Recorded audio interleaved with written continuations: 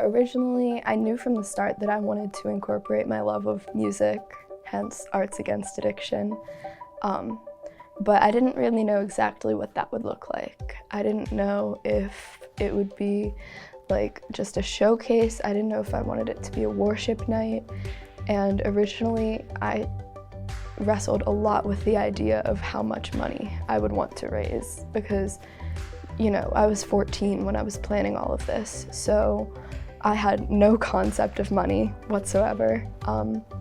So originally I was like, $1,000 is a lot of money. I'm going to raise $1,000. And I talked to our youth pastor, Sean, about it. And he was like, you need to raise the bar a little bit. So I was like, $5,000?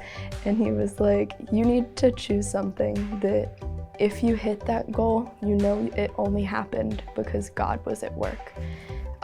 So we eventually settled with $10,000, and I walked out of that first planning meeting completely blown away. And in the back of my mind, I was kind of nervous. I was thinking I'm way too young to be able to even come close to raising that much money.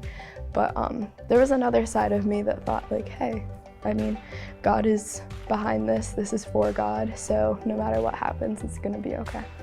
In the early stages of planning Arts Against Addiction, I had a lot of support from my youth pastor, Sean, from my small group girls, from friends from school, but I felt really overwhelmed. Mountain was really coming behind me in this project, and they were giving me a bunch of resources that I could use, giving me names of different people I could reach out to potentially help out with or potentially get volunteer service from.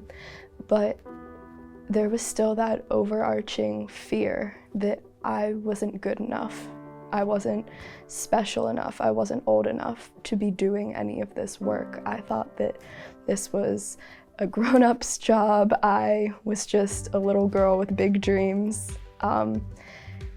And it was really, really scary because although I was so filled with joy to be able to help out with something that my dad didn't get help with, it was still really scary to me because in a way, I didn't want to let him or my friends, my family, or even God down whenever I thought that I wouldn't hit the goal intended.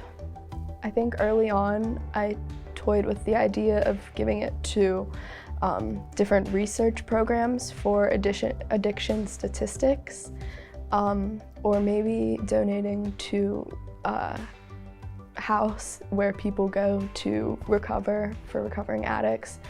But I got some advice from someone that said that maybe keeping it more local was a good idea. So I asked around, and that's how I found out about Celebrate Recovery. And I told my youth pastor, Sean, that I was thinking about donating the funds to Celebrate Recovery, and within moments, he had me connected to Vincent, who runs Celebrate Recovery. And I think from that moment forward, ever since I met him, I really knew that that was the place that I was being called to help out.